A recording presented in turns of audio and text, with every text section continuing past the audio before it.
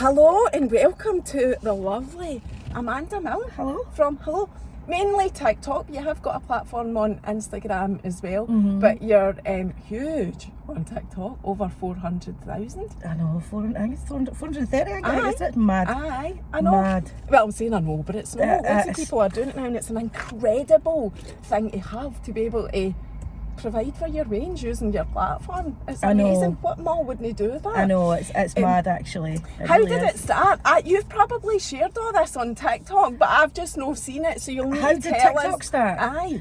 It kind of like the same as everybody else. It was lockdown. It was Really? It was lockdown, aye, and it was just, I had a new baby. Charlotte was born 2019 in August, and we went into lockdown in March, so she was just a few months old. We were stuck in the house. I had this new baby. I had two other kids that were like, what to make videos. They had it before. So they were like, and I never really knew much of it. And I feel like if I knew then what I knew now, they would never have had it at all. But I didn't really know much of it. And they were like always doing these, like, do all these wee dances. And like, Mum, will you do a TikTok with me? We do a TikTok. And I was like, right, let me have a look. And I was kind of like, But then I found a couple, I was watching videos and I saw people do lip syncs and I was like, that's my bag. You've just reminded me of that lip sync that was hilarious that you did. Is it Isa for Still Game? I've done loads of Isa. Oh, they're my favourite. I've done loads so of Isa, funny. but I've done a few recent ones I've done from 2 Doors Down. That's it. That's what I'm thinking. Really, really Aye, good. they are hilarious. So funny. But the lip sync is what I was like, right, let's do it. So I started doing a few lip syncs. And then my brother actually was like, I said, you need to get on this, it's so funny. So we would do like duets and just do funny lip syncs.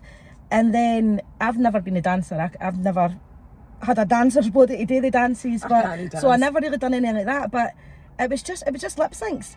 And I remember being buzzing. I was like, I've got 100 followers, 100 people. I was so excited with it. See now, like sometimes it pops up on my memories on Facebook, and it'll be like 3 years ago today, and it's a photo of me screenshotted my TikTok with like 150 followers, like buzzing, look at me, so many followers, and it just spiraled like for there. It just went nuts. I think when I started reading out other people's jokes, like I was reading out the funny tweets, and it was all like Scottish tweets, and then it kind of like kids' pictures, just started reading stuff out. Thing is, I was ridiculed for my laugh when I was younger. Like I used to get slaughtered for my laugh, and then when I joined TikTok, it's the only place that celebrated it. People were like, oh my god, I love this laugh. And I was like, oh, people like it. So that kind of, I think it was my laugh and other people's jokes. Laughing at other people's jokes is what put me where I am, I think. And then it was like 100,000 and 200,000 and 300, and I'm like, this is insane. This is absolutely insane. And then, so is it your job now? By the way, what I didn't say to you was, if I do ask you anything that you don't want to talk about, just say it's fine. We'll move on. I meant to say that to you. No, it's fine. So it is. We have a roofing business. Oh really? Right. Yeah. So it's actually I'm a director and do the paperwork side of things like that. So that's our business.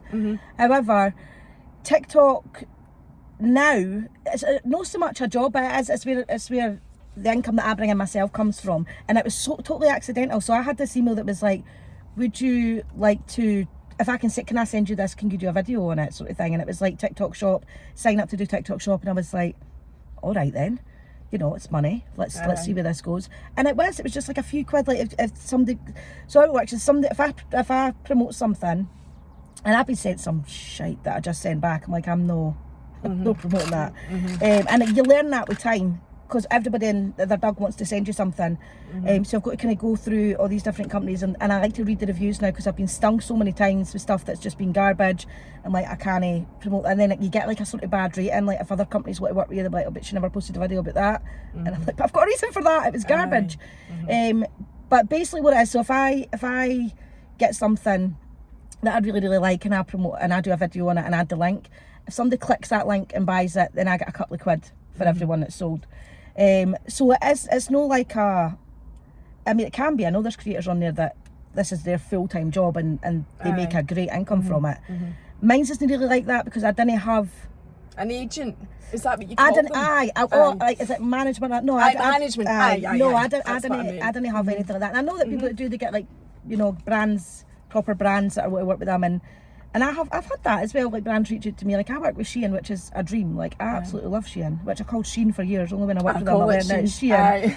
And that was totally... So now we know it is Shein. That is the way you're it is Shein, yeah. And I know other people work with Shein, but I didn't get paid for it. I didn't get paid for it. So they send me free clothes, but I didn't get paid. And I know that there is other creators that work with Shein and they get paid well. And I'm like, why did I not get paid? But I didn't have anybody on my behalf to be like, this is what it's going to cost you. I'm just like, all right, great, yeah. 7 free outfits, I'll take that. You know, so, and I was kind of shot myself in the foot because other people say, oh, they're great, they pay really well. And I'm like, did they? You're not getting paid. Did they find me? But would you like to do that? Would you change it? Do you think? No, I didn't think so because I think I'm quite happy. I'm quite happy with where it is. I mean, I feel like it's a lot. I'm busy. I'm so busy, and I know it takes a lot of commitment, and I can't go to things like events, and you know, I always see people like jetting off to like London or wherever else and doing loads of events. I can't do that. I didn't have any childcare support really. Like it's very sporadic. Archie's mum's really the only one that can, not really the only one that'll take Charlotte, but the only person that I would leave Charlotte with because she understands her needs, and you know, Charlotte's got a lot of complex needs that I wouldn't settle leaving her with anybody else. So, and she works a lot. So if Archie's mum isn't available to have Charlotte, then I can't really do anything or go anywhere, do you know what I mean? So I feel like for me to go full in and be like TikTok shop is going to be my job, I would have to be able to go to these events and do all these things to work with these brands, because they do events all over the place, but you have to show up. And I feel like I would never be able to show up. So for how it sits with me, it's not too bad. It's fine the way that that is for you. And if a product's really, really great and I share it, then it sells really well. And then, you know, you get a couple of £100 on that. Or it could be something that I still think's great that doesn't sell very well, and you maybe get £3 or £4. Aye. So it swings and roundabouts. But there was a sort of TikTok themselves. So when you join, no everybody that joins TikTok shop, but you get part of a group called the Insiders group. So that's like TikTok shops people, if you like. So they're like content managers is what they call themselves. So I'm in a group with that. So they had a bit where whatever you revenued, you would get 10% back. But that changed. So I joined TikTok shop in October, and that changed in December. So you no longer get that. But for November, when I got the 10% of what that is, so I got really good pay in November. But then December was shite, January was shite. So it doesn't really. It's not consistent. It's not consistent. You couldn't rely on it. No. No, definitely not. And I feel like as well, since I've started it, I've kind of flooded my page with all this, and every video I think, oh god, it's more promo stuff and less funny videos. I can't remember the last time I did a funny video, so it does take over, because even though it's not a full-time job for me, I mean, it is a job, I still have to pay tax, so I still have to, you know, declare it. This is it. I have to self-assess anyway, because we're a business, so I still have to pay tax on it. So technically it's a job, but it's no full-time job for me. It's not something that I would even really want. But I mean, I think I probably would. It'd be a dream to be able to do it full-time, but I'm not feasible for me with the kids and the other commitments. It's just not something I could do. But it would be a wee dream, eh? I know. Just get paid to make videos and whatever. People get paid to go live, like paid to go live, and I'm like, pay me. I don't even know how any of that works. Neither do I really. I think I kind of need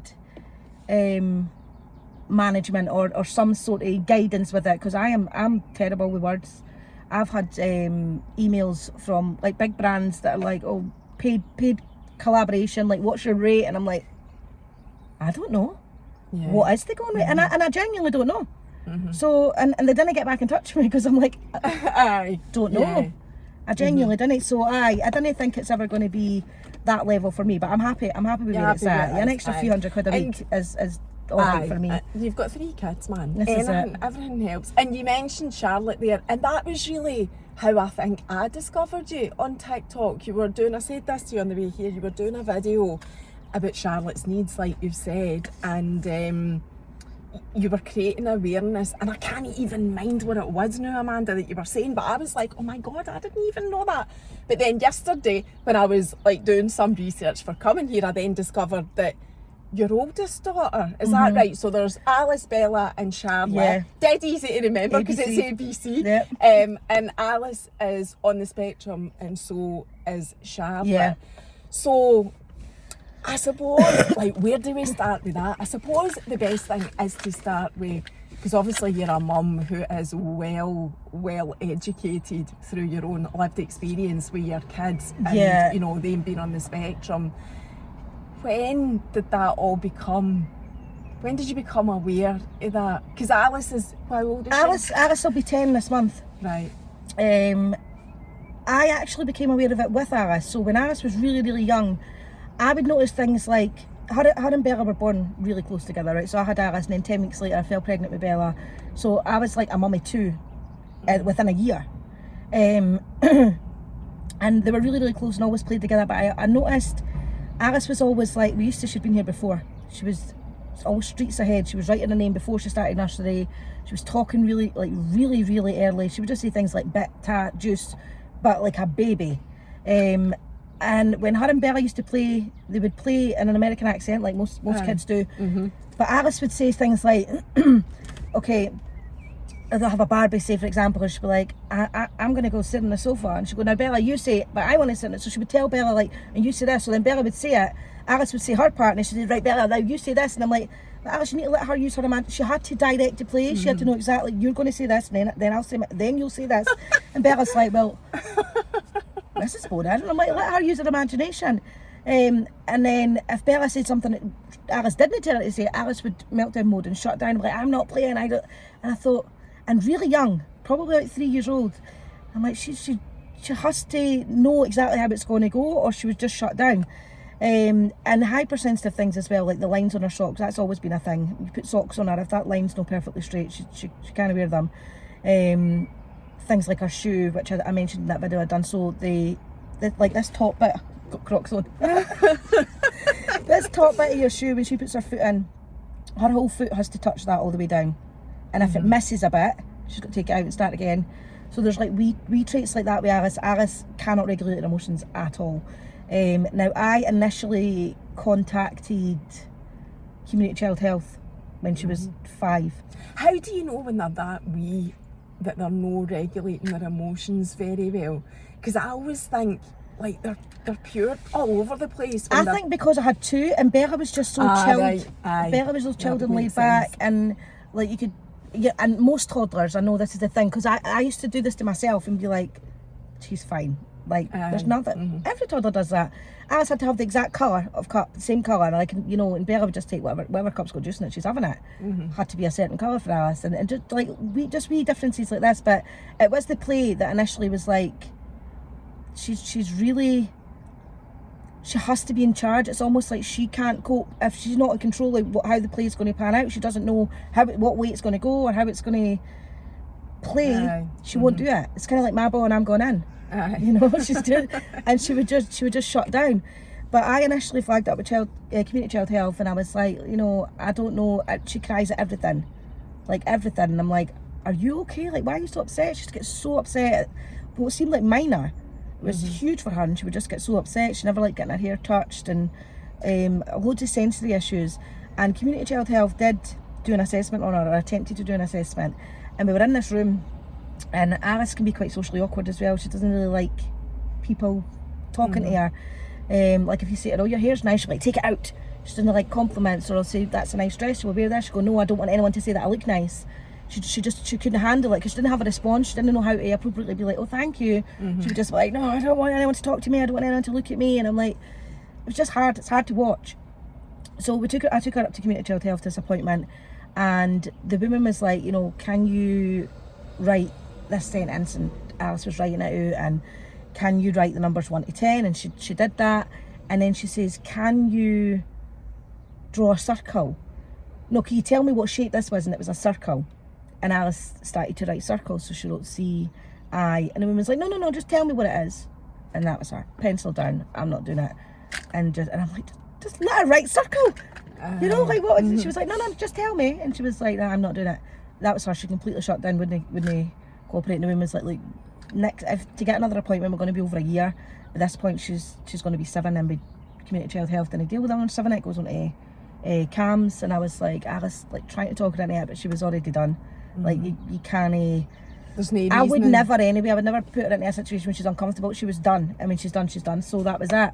And then she started to really struggle at night times, and no, just like, you know, you put your baby to bed and they're like, oh, I'm hungry, I need to tell you something, I'm thirsty, I need the toilet. You know, there's always something. But for Alice it was different. She started to get really anxious about going to bed and going to sleep, and she would always think that there's going to be a fire. Is that light off?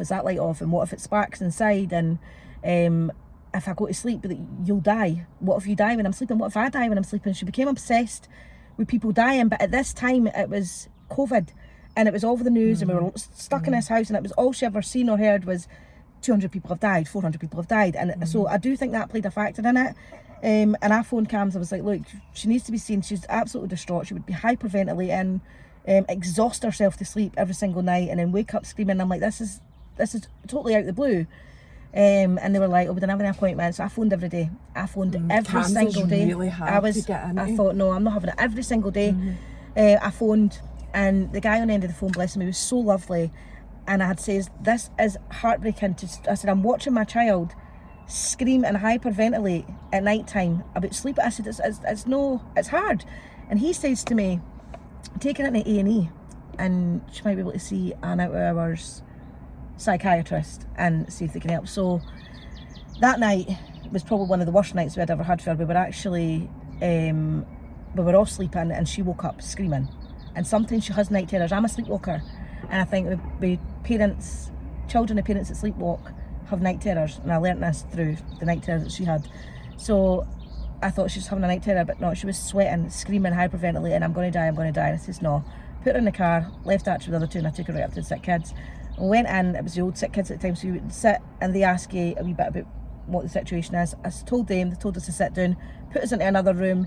Somebody else come in, asked us what it was, I relayed it to them. Then I kept a diary, because Alice used to get like a lot of intrusive thoughts, like she was like, I'm going to die, and like obsessive thoughts as well. Like she couldn't get this out of her head, and like she would say to me, if I had, sorry, this is all over the place, I keep kind of jumping back and forth, but it's kind of like, I'd brush Bella's hair.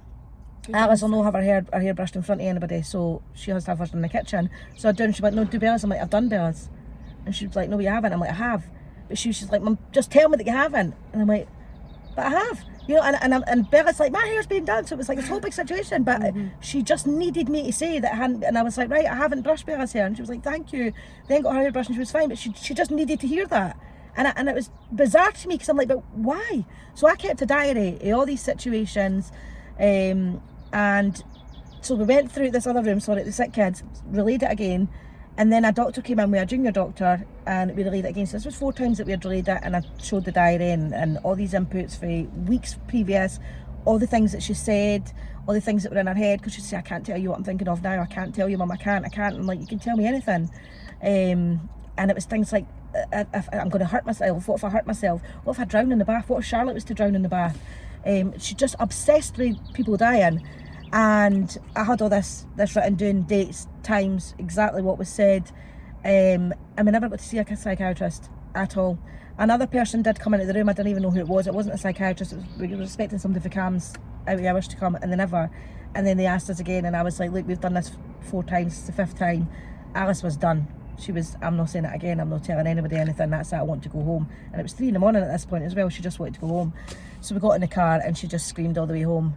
And I phoned Cam's the next day morning as well, and I said, you better make an appointment for me, I'm coming in. And I just took her in. I just went in, and there was somebody there to see me. They took me in. They said that when we went into the room, they had this booklet. So they'd obviously read all her notes for the hospital, all the calls are recorded. I phoned it every single day for about a month and a half, 6 weeks, every single day. And they had this leaflet out on the table when I went in, which said OCD in me. So they'd already diagnosed her with OCD before I got there. Which could possibly be, but for me, I always thought there's more than that. So we went in, had a chat with Alice. Alice sometimes acts the goat, is what we say, you know, like she can mask it well, but when they're asking questions about her, if they're talking about her, she plays up a wee bit.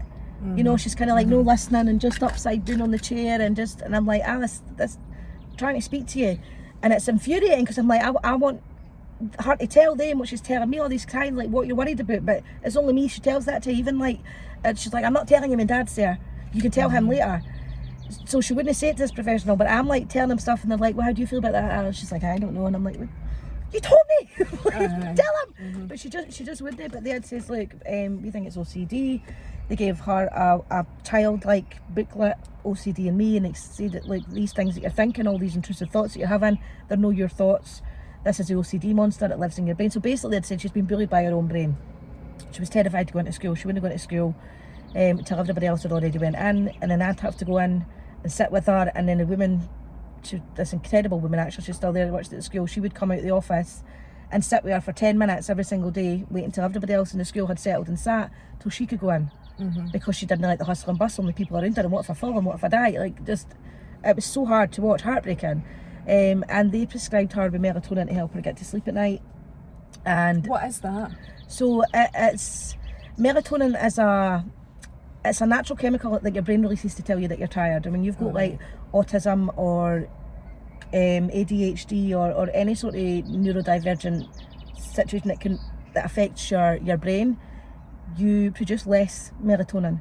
Right. So that just kind of tops it up to tell you that you're tired. So like Charlotte's the same. Charlotte takes the same stuff that Alice takes, except it doesn't have the same effect on Charlotte because Charlotte's brain is a wee bit more active. It gets her to sleep, it doesn't keep her asleep, whereas Alice, it'll get her to sleep and keep her asleep. And it's actually only regulated in the UK. So see if you're in like Spain or America or anywhere, you can go into the supermarket, the chemist, and buy melatonin. But in the UK it's regulated, and you cannot just go to a GP and ask for it, although there's so many children that would really, really benefit from it. You can't just go to your GP and ask for it. It has to come from a consultant. So that was the turnaround for Alice, was she was getting some sleep. The intrusive thoughts stopped. Oh, not completely, but a lot. But she still had these issues where she would just snap. She would just snap, and she can be really sharp with people. And then afterwards she goes into herself and she's like, I am so sorry and I'm mean to everyone, and why nobody wants to play with me, that's because I'm so mean. And she hates herself for it. She really beats herself up. And I'm like, there's something else. That's not OCD. Like, and I've done so much research and I've done so many different courses that I've put myself forward for to try and educate myself more, because if I'm going to be a mother to 2 children that are on the spectrum, different ends, that I need to know as much as I can to be able to support them. So I did as much research as I could on OCD, and I'm like, this is not OCD. Like, it's not, you just know. And I got back in touch with CAMS. They had passed me on to this company called Helios. They were like, they'll do an autism assessment, it's done via video link. We did the assessment. It was like 2 hours talking to me, an hour and a half talking to Alice. I had to leave the room. They spoke to her, then they spoke to me again, and then about 6 weeks later they got in touch with an email, like her full report. They had input from the school, so the school sort of did a report, and she was diagnosed with autism in November. Just there. And I'd known since she was about 3 years old, but she was diagnosed when she was 8. And is it 9. Just the melatonin that she takes to help with that? And it's not really every night for Alice. So Alice manages hers really well. So she's supposed to take between 2 to 4 tablets a night. Now 4 tablets is 8 milligrams, so there's 2 milligrams, and I'm like, that's quite a lot. She can have up to 12 milligrams, which is 6 tablets, which is crazy. I don't think anybody would ever need that. But if she was in like the beginning stages, when she was in a crisis state, her body was a lot smaller, so her maximum dose then was like 4. But Alice will tell me herself, Mum, I don't need any tonight, or I think I should take one tonight. You know, she's able to tell me, and I go with what she says. She tells me she doesn't need one, But if I pop my head in her room and she's still up at 1 o'clock in the morning, I'm like, time to have one, darling. You know, you've got school in the morning. But she's quite good at managing it herself, and she'll tell me, Mum, I need to tell you something, so I know when there's something on her mind. But when she comes in for school, most days it's like she masks it really well at school, and then she comes home and just lets it all out, and everybody cops it. She takes herself to the room, like you can't even look at her. Like, you just got to let her. And is that because she's now able to manage it herself at school? God love her. I didn't really know if she manages it well in terms of she can mask it, because when she comes home she'll let it out, and this happened today and that happened today, and I'm like, well, talk to me about it. But at school, she'll kind of like, oh, that's okay. Like people, you know how folks say... that's quite a mature thing to do, because I'm really sitting here clever. thinking, we all do that. I know, we all and do her that. You can be in a report... situation and just be thinking, I need to go home, I'll just Yeah. get myself through this, I'm then I'll fine. go home, then I'll greet. Me the day. I'm just going to greet after this. No, you're no. Aye, likely. But no, she just... So in her report from the school and from talking to this clinician on her own when I wasn't there, they both said that Alice is like speaking to an adult, and it is like she uses huge words that I'm like, what? Like she just knows this stuff. Like when she was 4, she asked for her birthday, can I get a book on photosynthesis? And I'm like, what? She's just always been so clever. And I'd said to her as well when she had her diagnosis, I spoke to her about it, and I said, you know, the assessment that we did, I said, they've came back and they've said that you are autistic. And she was like, okay. I said, how do you feel about that? She went, doesn't make a difference to my life. And I'm like, okay, that's fine. Mm-hmm. I mean, we've never discussed it again. Mm-hmm. And does she not require any other support? You've got your diagnosis. Yeah. She takes it. This is the issue that I find, and it's probably a widespread issue across the world. Once you've got a diagnosis, it's kind of like, bye. And that's how it was for Charlotte, which I'll get on to in a minute, which has been horrendous. But with Alice, it was kind of like, well, she's been alright till now, you know, she's primary 5 now, she's done alright, but she needs support in school. Things like PE, she gets the biggest bout of anxiety, and it's always like the worst thing on a report card that she's not put any effort in. I'm like, but she gets so anxious, she's like, Mama, I don't want to do it. I don't want to run in front of people, and what if I fall over, and I'm like, so it runs deeper for Alice than just not wanting to do PE. And I know that there is certain things within schools, like for ASL, like additional support for learning, where they can do an alternative physical education. It doesn't involve loads of people that maybe do something on their own, which was never offered to Alice because she never had this diagnosis. So I used to say before as well with Charlotte, as well, like, I didn't need a diagnosis. I know that's exactly what it is. I didn't need a paper, but you do. Because that gets you the support. Yeah, you didn't get access to services unless you've got this, and it's so frustrating. But Alice, I actually just got an email from her head teacher this morning, so I sent her report and everything off last week. Now, I spoke to them about it before, the women in the office, and I'd say, like, we need to set up a child planning meeting. Alice has got this diagnosis, we want to find out how we can support her better in school. And they were like, no, that's fine. I hadn't heard anything. They phoned me just before the Easter holidays and were like, wanted to have a chat with you about Alice and things. I said, well, since her diagnosis, I've not heard anything. And she was like, what diagnosis? I'm like, are you kidding? So I've sent all that off, and they actually just got back to me this morning and says that we'll set a child planning meeting for Alice. So I'm hopeful that she's going to get the support she needs in school. Especially for going to high school. Because she does bottle it. That's my biggest worry. Because, like, see, if you're talking to Alice, you've got smelly breath, she's just going to say, oh, your breath smells. And she's not being rude. But I'm like, Alice, you can't say that. She's like, but why? It does. I'm just telling the truth. And I'm like, oh. And in her mind, it's so simple. Everything's black and white. There's it's no so filter, simple. no. That's exactly how it is. That's how she feels. She's going to say it. And if it offends you, that's a you problem. She can't understand why it would offend you, but I'm telling the truth. How can I get in trouble for telling the truth? Like, she can't compute that. But I'm like, you're savage. And I do worry that if she goes to high school and isn't able to filter and understand what might be socially acceptable, what might not be, then I do worry that it is going to be an issue for bullies and things like that. It's my biggest fear. We've all got that fear. It's my biggest fear. It really is. But she does manage it well, and she's so funny. That's the thing. And I think for Alice, that's how she copes with it. She's so funny. I says to her as well, she come home one day and I says, how was school today? She went, oh. I said, well, you didn't sound like you feel very happy with it. She went, but ambivalent about the whole thing. I said, what does that mean? She went, not really happy or sad, it just is what it is. And I was like, on Google. Looking I was up. like, she's right. You know, so she is really funny, but she's witty. She does, but when she tries to be funny, so if you say you're really funny and then she acts the goat, that's what I say, stop acting the goat. She's like, don't know what that means. Everyone's literal to her, say, come on, pick up the pace. And she's like, I can't see anything. Like, everything's like, so you've got to really be like, you need to be aware. You have to be very black and white with Alice. You have to say, like, walk faster rather than pick up the pace. Because she's like, what do you mean? Where? I can't see anything. And I'm like, it can be challenging, but I've learned through time that I know exactly how I need to speak to Alice. I know how she's going to respond to certain things. I know she doesn't go to parties, school discos, anything like that. I can't be there. We got her into drama, which she was absolutely loving, and I loved her slogan. It was building confidence for life, and I'm like, great. She loved it. She's got this one friend that she's so close with. and she was at the same drama school, but we would go that, and if she wasn't there, Alice wouldn't go in.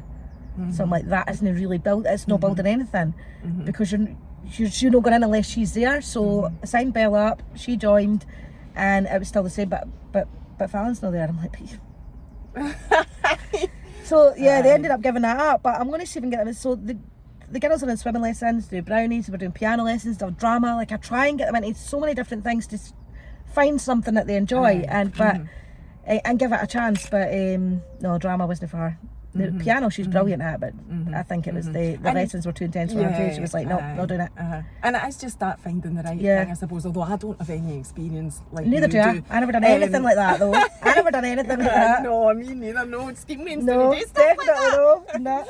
So that's Alice, and she's obviously still on her path. Obviously, she's only just nearly 10. Is that what you said? Nearly 10. She'll be 10 this month, aye. And then you've got Charlotte, who's the baby. I feel rotten for not talking about Bella, but Bella's not on the spectrum. I know, I always feel the same with Bella's, because Bella, I'm a middle child, and Bella's kind of, and she just floats along like middle child syndrome, and I always feel really guilty, but Bella is like a saviour for me. Bella helps me with the two of them. So if Alice is in a sort of state, or if the iPad dies, this is what, if her iPad's dead and there's only one charger and I need to charge it, Bella's like, you can have my iPad, Alice, you know, like, so she's just got a wee heart of gold. Or, Mum, would you like me, because I've got to take Charlotte with me everywhere, which I'll get in a minute, Mum, would you like me to watch her while you go to the toilet? You want to make a cup of tea and I'll watch her. So Bella is so patient with them both, but I think she takes on that role of big sister, but also little sister. She looks after them both. Like, she's brilliant with them, absolutely brilliant, and she loves that feeling of, I helped. You know, like, so I did that. Saviour. She is. She's a wee gem. She is an absolute wee gem. So then, wee Charlotte, she's 3. She's 3. Is she 4 in August? 4 in August. Aye, she's 3. So, and she's also on the spectrum, but completely. You can put your stuff down. Charlotte is. I know. I feel like I keep clinking these keys, and I'm like. And you can put your coffee in there. Get yourself comfortable, hen. Charlotte is total different end of the spectrum to Alice, and I think I put a lot of it down initially to lockdown. So with Alice and Bella, we did rhyme time and all these things that were on at the library, and the baby book bugs, and I done all of that. And I was like, oh, look at me and my babies. They're actually going to be able to work, and I'd be sitting in the library with, what should we do with the bouncing?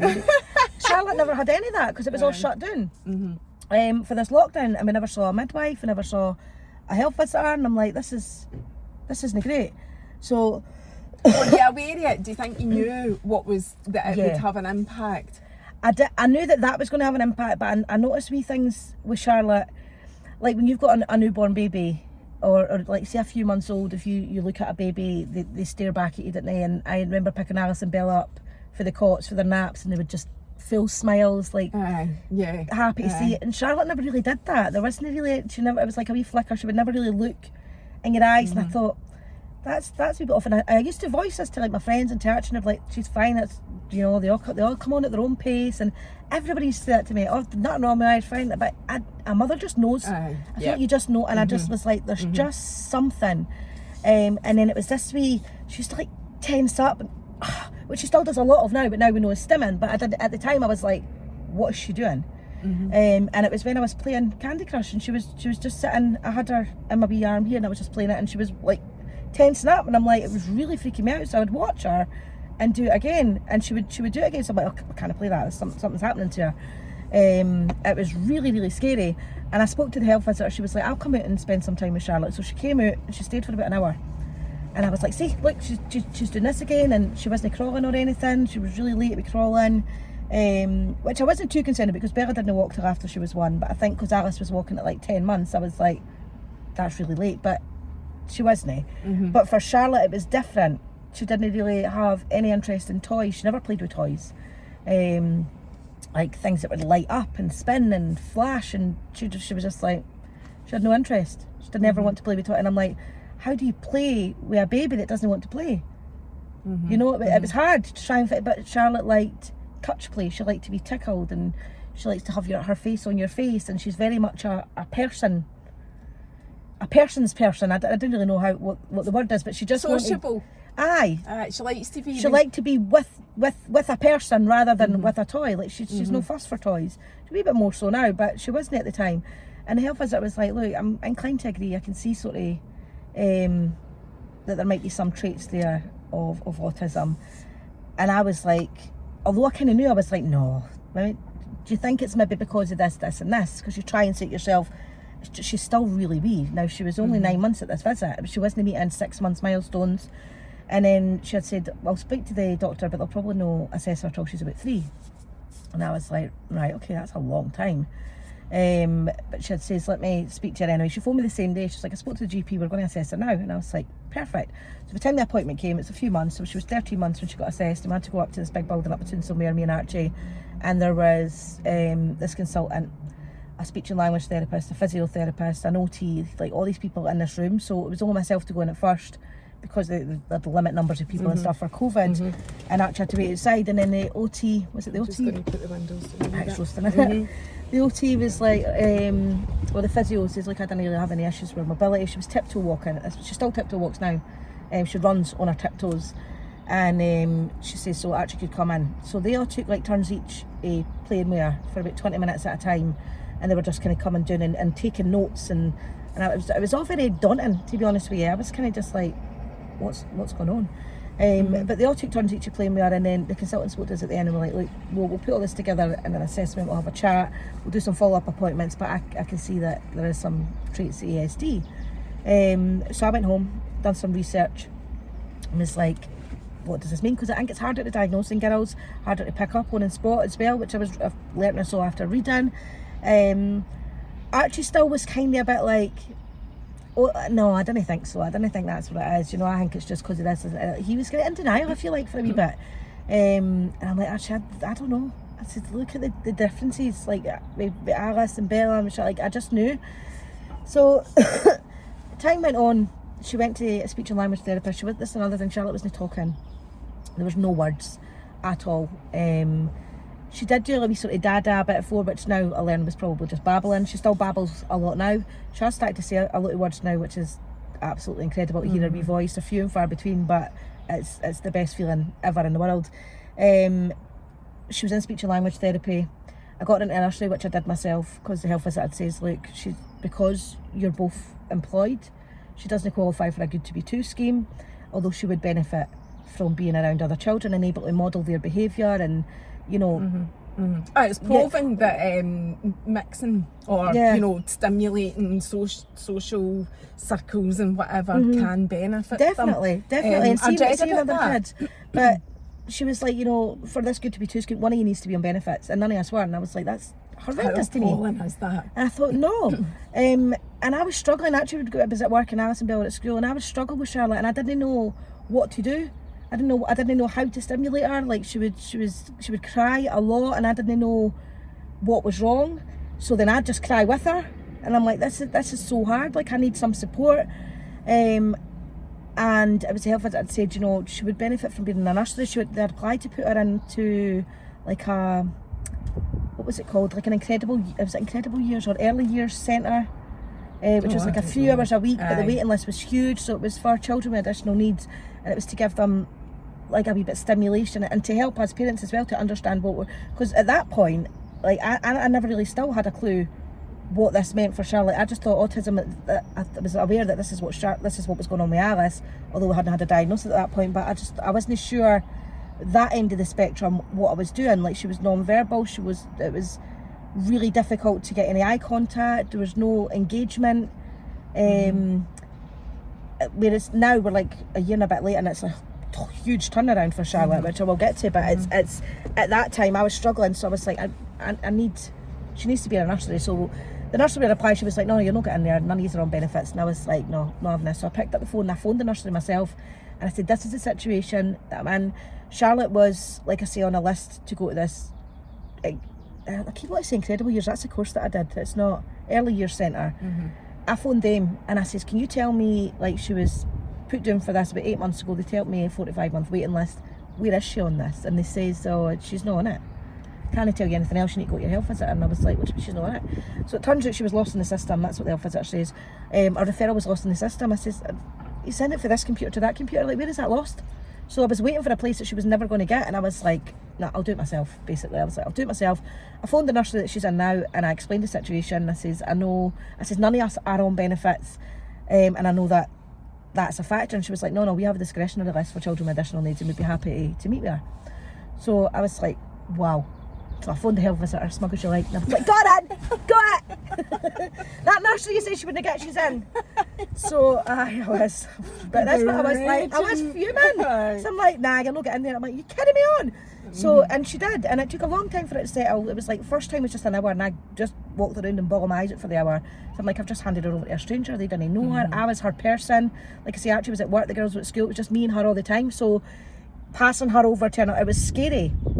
And now, fast forward a bit, it's the best thing that I could have ever done, because she's came on leaps and bounds. She's still a wee bit iffy around people. She doesn't like crowds and noises and things like that, but she bounces into nursery every day. They've got like a hammock for her that she just climbs into, and she just swings in there for a wee bit in the morning and gets herself calm, and then just cracks on, and she knows where everything is. She's out in the garden, and she's got a one-to-one support in there now, which again I had to fight for, but you know, for everything once diagnosis, right? So Charlotte was diagnosed in June last year, just before she turned 3, and I've never heard a word for a consultant since.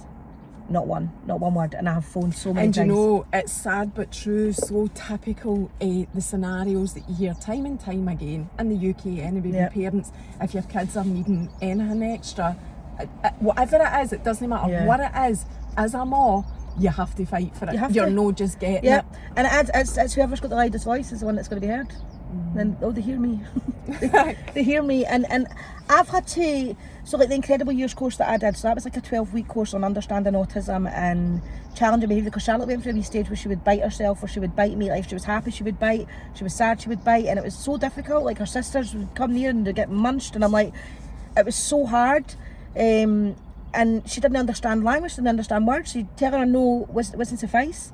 You know, and we were struggling with it, all of us. It affected us all as a family. Our sleep affected us all as a family. We all were kind of like walking around like zombies. Like, this is so hard, but more importantly, it was affecting her. And I'm like, she can't go on like this. Like, it's too much. I was having to keep her off nursery because she was exhausted, and like she's not slept all night. And this is with the melatonin that they've prescribed. And people had said to me, why does she not get the liquid melatonin? So for Charlotte, the melatonin that she takes, it has to be crushed. In order for her to take it, because she's not going to be able to swallow it. Alice can take her tablet, she's not going to be able to swallow the tablet, so I have to crush it, put it inside something, and she's not got a huge food desire, so it just kind of gets flung. So sometimes we're crushing 6-7 tablets a night just to get one into her, which sometimes we can't. So I'm like, these are all wasted. The liquid melatonin would be far better for her, but they said it's too expensive to manufacture. And I'm like, but look how many I'm wasting. Like, it's insane to me. So I've chased up with a consultant for months, my own GP who I speak to about my own mental health, and we're going to get on to that crazy. As well. I was like, this has got a huge impact. Like, Charlotte's no sleeping. It's heartbreaking for her. When I see her, she's got suitcases under her eyes, and I'm like, she's exhausted, but she can't sleep. And it's counteracted, so I have to put in like a wee cake. So I'm giving her sugar as well as this, and I'm like, it's nuts.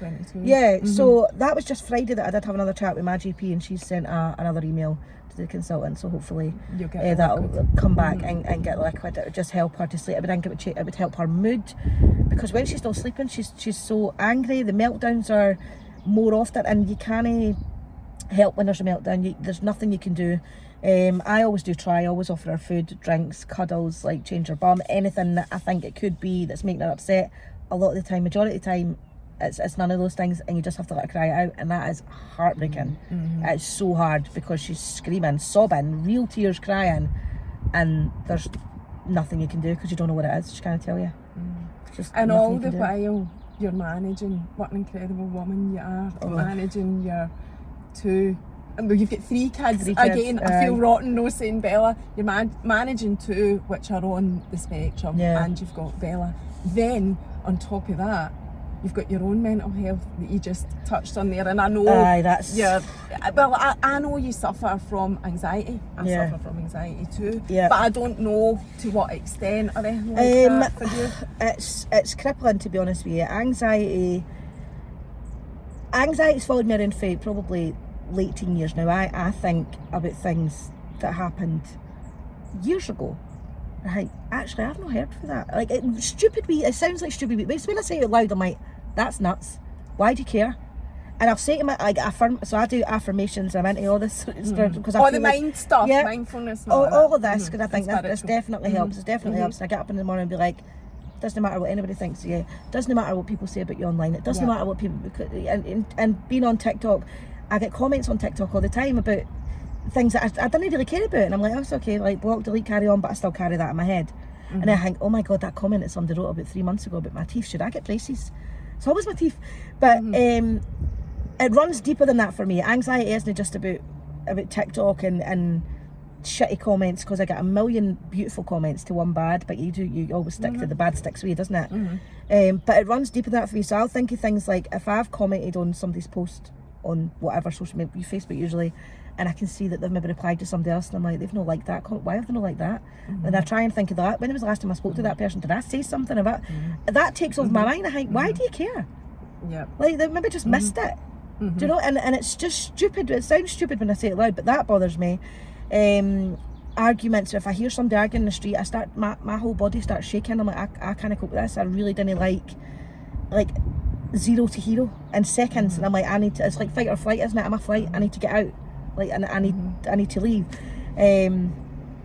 It's hard to explain what anxiety, because anxiety is different for everybody, but for me it's debilitating, it's crippling. I'll sit there Sundays out of nowhere and be like, I'm going to delete my TikTok account, I'm just going to delete it, I don't know what to make another video on it, I can't think of any video I ever want to make ever again. And then the next day I'm alright. And I'm like, I didn't know where it's came from, but I'm just either going on, I've got to delete them all. I'm just going to delete them all. That video I made 3 months ago, actually. I'm going to go back and just delete that. I can totally relate to all of that, and wanting to let you speak. It's mad. I'm sitting here going, oh my god, this is so relatable, and just so much about it. I shared a post a couple of years ago. It was when we just came out of lockdown. It turned out I had undiagnosed PTSD anyway. I was in a situation where in a restaurant where the guy next to me started to get extremely aggressive at his table. We weren't involved at all. It was nothing to do with us. We're in the city centre of Glasgow, so, you know, loads of people were out eating and whatever, and I just went into a total, like, panic attack. That's the only way I can describe it. And I was sitting there in the middle of that restaurant, a grown adult, it was just me and Keith, bubbling and greeting, saying, Keith, we need to get away from here. I need to get away from this man that's getting more and more aggressive, and he's been aggressive to the staff. It was appalling. His behaviour was appalling. But I can totally relate to that. Like, just that whole getting anxiety screaming through your body. It's not just about your head for me. It's a physical ripping through your body. It does. It makes you shake. Cope. I start shaking. Like I say, if I hear people arguing in the street, I'm like, it does. It's physical. It's mental. It's emotional as well. Like I find myself like, and it's like a safe place. Like people say to me, like when Alice only acts like that in the house because it's a safe place. I feel like that with me as well. Like I can go out and mask and be like, I can go to TikTok for 60 seconds and make a video and be like, morning, and then but when you're masking that whole time, when that's done, post and you move away, I can sit on the couch and grieve for an hour. And you know, and depression comes with that. I struggle with depression as well, more so anxiety, but I think a lot of times they come hand in hand. But I have to just power through. Like I always tell myself, get up in the morning, I'm like, right, they're watching. These 3 sets of little eyes are watching, so I'm like, I have to. I didn't want to give them a childhood that they have to recover from as adults, and that for me is paramount. So I'm like, so this is how I feel, but right now I'm a mum, so we're going to deal with all this. But when they're away at school, or if very rarely that I didn't have at least one of them, but if they're on sleepovers or Archie's ones or whatever, and I'm on my own, that's when it overcomes me, because I'm like, that's my safe place. Being on my own is my safe place. When there's no kids watching, there's nobody else there, and you know, that's when I just sit and break, and I can go into a wee hovel, a wee hole. And as a mum, the thing that I always think is there is no other choice but to keep going, because any alternative isn't a choice. I say that all the time. You know, the amount of people are like, how do you do it? And I'm like, what's the other option? Not get up, no dress them, feed them, you know. It's just not an option. It's no, and I know people are trying to be nice, I don't know how you do it, but the same how every other mother on the planet does it, because you have to.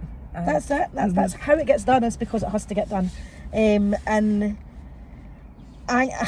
anxiety is something I will never stop sharing on any social media, or even when I chat to people live, because it's very, very real. And like Alice as well struggles with anxiety, and I don't ever want her to think that's something that you should be ashamed of and not able to talk about. And if you feel anxious in a situation, I want you to be able to say, I feel really anxious about this. Because I've said to Archie, if we go to the range or being there or whatever, I'm like, I feel really, really anxious and I want to leave, and we just leave. And that's fine. Like, he doesn't understand it. He doesn't have to understand it and be like, well, why? What's wrong? It's just like, okay, let's go. It's the same. And we need to leave. Yeah. And I was just talking about this the other week on my stories. I feel there is still a stigma attached to it. And me personally, I do get a wee bit, like, annoyed's probably the best word to use anyway, when people say, it's all in your head, just go over it, just don't think like that and whatever. Yeah. I've been suffering with anxiety since I was 4. See, if it was as easy as just doing that, believe me, I would do it. Because see, if it's the choice between feeling like that and feeling like this, I know what I want to be choosing. I don't have. You can't switch it off. I know, and I find that, and then I start to think, so there's something wrong with me. So there's something wrong with me that I can't, you have all that mind talk, but you know fine well there's nothing wrong with me. This is the thing, I know rationally, right? I know that I've not done anything wrong to the person that's not replied to my call. I know this in my head. I know that rationally. My anxiety doesn't allow me to believe that. Or, and I struggle each day to think, right, should I? I'm very much, see if you're my friend, I'm wholehearted with you're my friend. But if I didn't get the same back, I'm not gonna give that. But what I will do is sit and question, why have you not give that back? What have I done? Why do you know? I can't stand the thought of people not liking me. And I know it's life, because you can't it's no one size fits all. No, everybody's gonna like you. But I'm like, but why? But what is it? What have I done? What can I change to make you feel different? And and folk are like, why do you care? I'm like, I don't know. I genuinely don't know why I care. I shouldn't. I'm like, oh, all right, cool. It's something you need to work on.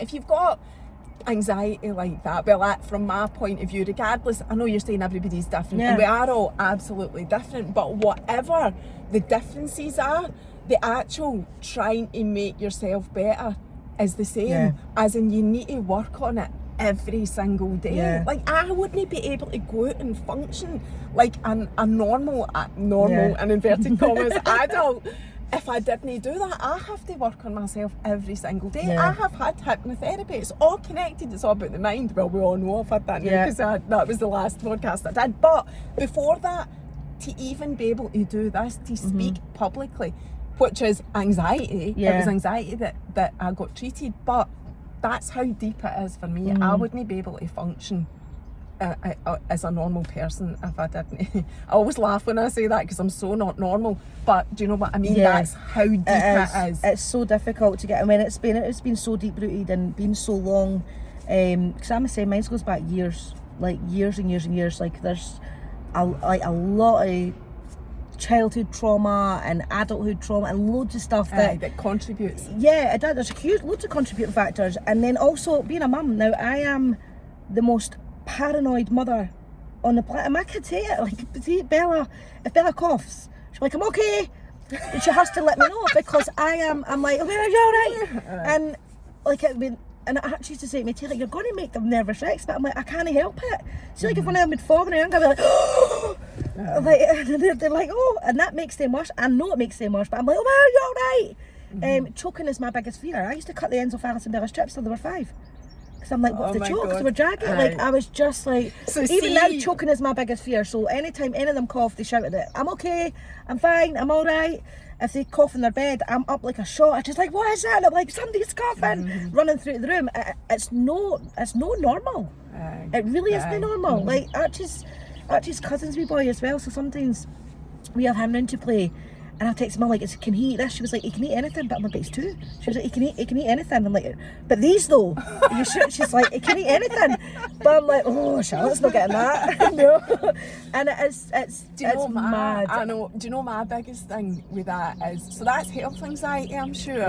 When you're like that, is it's separation anxiety for me. So Lola's coming up first. She's 11 and a half, she'll be 12 at Christmas time.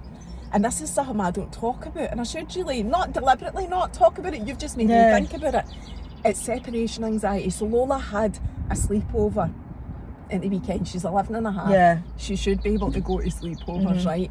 But see the terror that I have when she's away, it's off the scale, and I mask it big time. Because you want her to have a nice time. And I don't want to be that mom that's absolutely neurotic, and I totally like hold it back. Like I keep it in here, and I'm sitting like this till she gets back, because I'm just thinking I'm doing it. Like when you were talking about Alice saying what she does, that is separation anxiety, and that's what Alice is getting when she goes to sleep, because she's separated from everybody. It's when she's separated from me. She'll no sleep over at anybody's, like Archie's mum, or this one friend that she's really, really close with. She'll stay with her, but she'll not go on play dates to anybody's house. She'll not, like, she's just even with me all the time. When I used to work away and go to business trips down in London, Lola wasn't even born, I would have it with Keith. I'd be like, oh my God, if I go away, I'm going to be doing in London, and what if he dies, you know? So I have funny had, I'm the same way, actually. Like, if I go anywhere for anything, I'm like, well, you're coming. Like, and I need him there being all the time, because it's like that it's like a safety blanket, isn't it? But I do feel the same. That's why, like, so many people have offered, like, I can take Charlotte for a night, and I'm like, no, it's fine, she'll be fine here. But I need it. I need that wee bit elevation, or that wee bit relief to be like, oh, but it wouldn't be relief for me unless it was Archie's mum, who knows her needs inside out.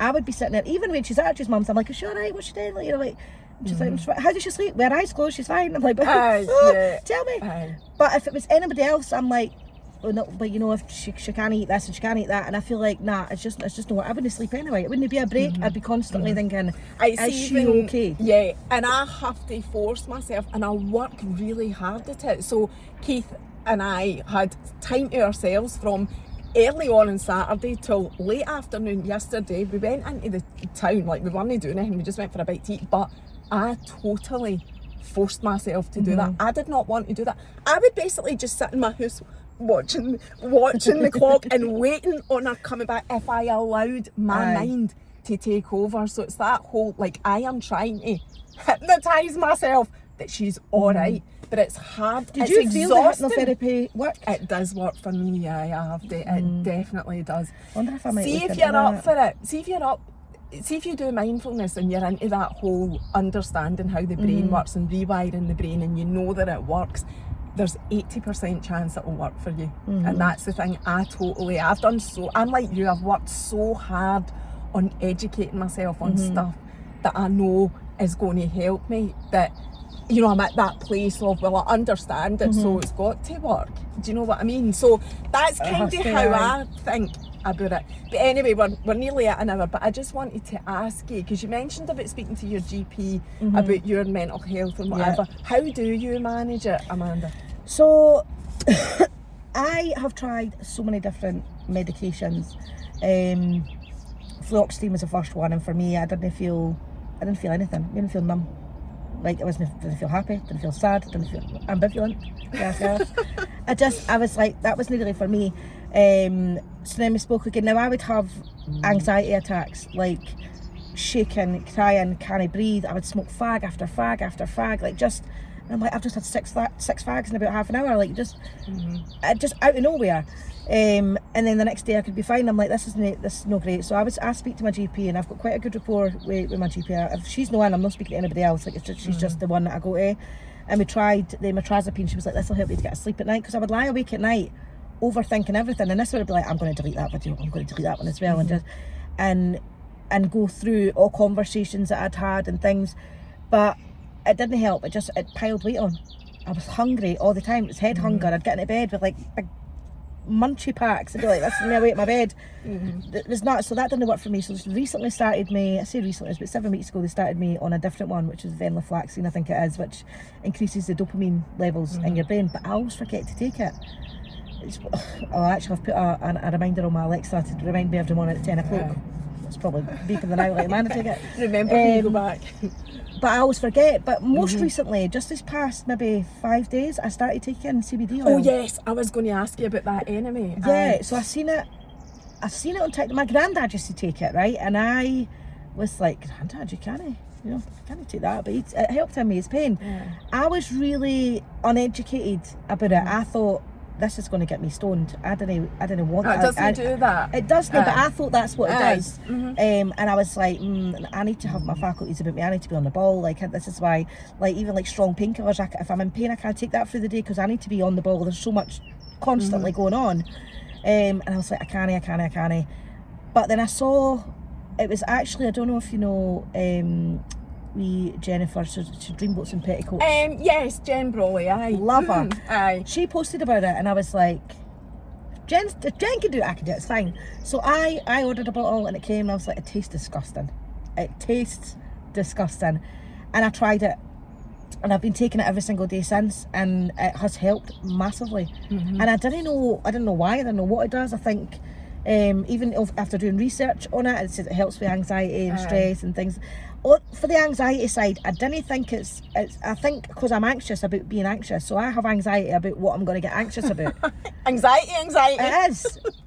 So it's helped me with my sleep, my back pain. I was a carer for years, so I have chronic back pain. It has eased that a wee bit, and I definitely care a wee bit less about certain things, but I don't know if it's really helped me with anxiety just yet. But I'm not even a weekend, so I'm definitely going to keep. You're going to keep trying. I'm going to keep. I read about it. There is a thing, and I'm sure the way they describe it when you research it is that the part that makes you like, what's the word you used? That makes you out your face. What did you say there? Stoned. Aye, the part that makes you, couldn't remember the word.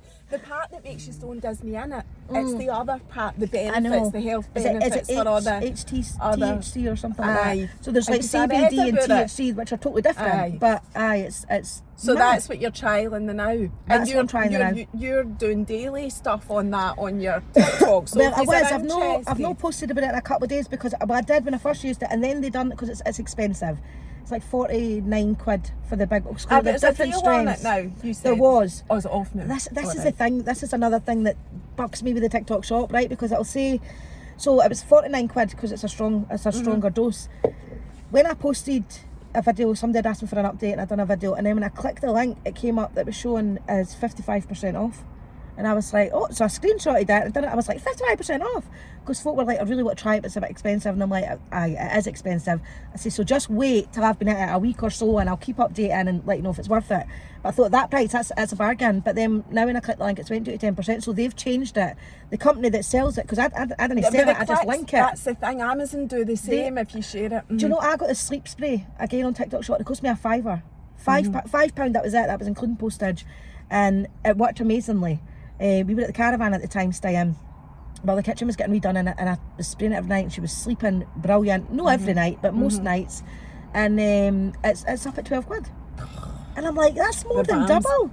Amazon were doing it for 7 quid and they're selling it for 17. And I'm like, see, just out of principle, I'm not buying it now. And I'll not do another video on it because I'm like, default, this is a £5. 12 quid. I'm like, you're already kidding. More than double. So I think this CBD, they're not selling it at overpriced, but they've put it at 55% off, and then now when you click it, it's only 10%. Because folk were like, that's not 55%. It's still showing as 40 quid for me, and I'm like, bastards. So they've changed it. So I didn't have any control over what the prices are. I just, add the link. But I'm going to keep sharing it because there is a lot of people interested, and I have said like, it is a lot of money. So. You want to wait and see if the same with everything, it is no one size fits all, so I can't say this is what it's going to do for you, because the comments people say to me, oh, this has helped my anxiety massively, and that fills me with joy because I'm like, yes, this might help me. For me, I'm not feeling the anxiety effects of it yet. Maybe a wee bit more chilled, like the bears were fighting and I'm just like, oh, normally I'm like, I was just like, oh, whatever. So it made me care less, but the anxiety is still there, the overthinking is still there, so I maybe just need to give a wee bit more time or a wee bit higher dose, I don't know, but you're sharing it anyway, I'm going to keep sharing it. Want to follow it, they can. Right, we need to get you back along the road. 11:30. Thank you so much. That was brilliant. Great insight to her, Amanda. You can follow her on TikTok and Instagram. Thank you. Bye.